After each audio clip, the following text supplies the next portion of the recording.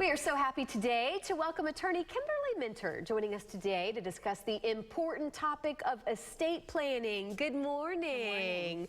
So yeah, kind of before we dive into this, we're going to talk about kind of the difference between elder law and estate planning. But why was this an area that you wanted to specialize in and help people, help families? Well, I like working with seniors. I like interacting with them, their stories, their personalities. Yes. I find that very enjoyable.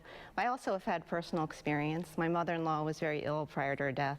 She had what is called Lewy body dementia.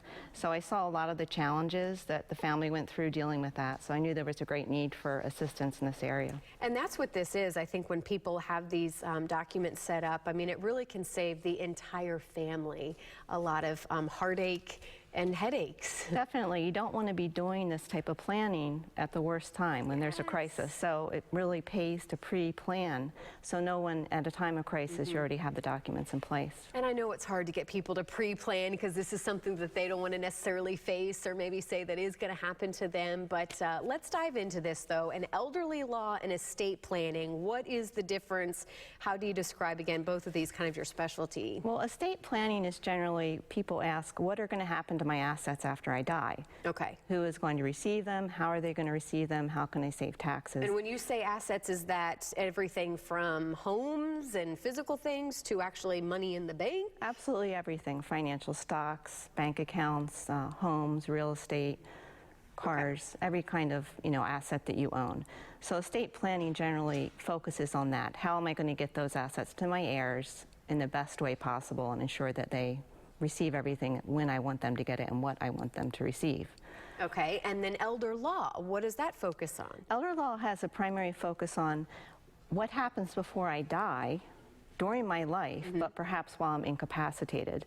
Because everyone realizes they're going to die, but not everyone thinks about how much longer people are living today and how much more of a probability is that each of us will live with some kind of incapacitating disability, possibly, even if it's temporary or it could be permanently.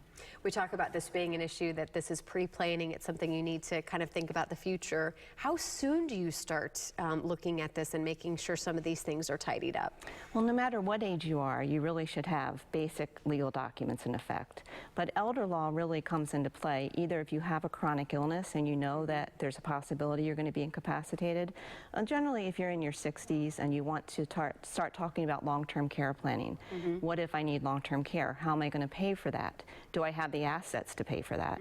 If you have the assets to pay for it, you may not need to have a long-term care plan in terms of Medicaid or some other governmental assistance. But oftentimes, with the cost of nursing homes today, I can imagine, seeing an average of $7,000 to $10,000 a month, most people, middle-class people, need to think about long-term care planning. Well, as we kind of wrap up here, what is your take-home? How do you, again, it's one of those things, we want to sometimes not face, but it's so important. What would you have people do if they're watching this morning and they think, uh-oh, something's going off, a light bulb is going off, and saying, I need to take care of this? What would you suggest? I'd say planning prevents problems, and it prevents bigger costs and emotional turmoil later. So planning this is a gift for your family. Yeah. Yes, it's a gift, definitely. All right, well, again, how can people get in touch with you in your office? And again, what's the best thing to do? Pick up the phone and call, go to a website first? What would you have them do? Absolutely, they can call my office and I will speak directly to them. I get a very personal attention to my firm, or also look at my website. They want to learn more about me and my practice. Well, Kimberly, thank you so much for joining us this morning. We appreciate it. We look forward to having you back. Thank you for having me. And as always, there is the number to call, her website as well. We will also make sure and put that information on our website too.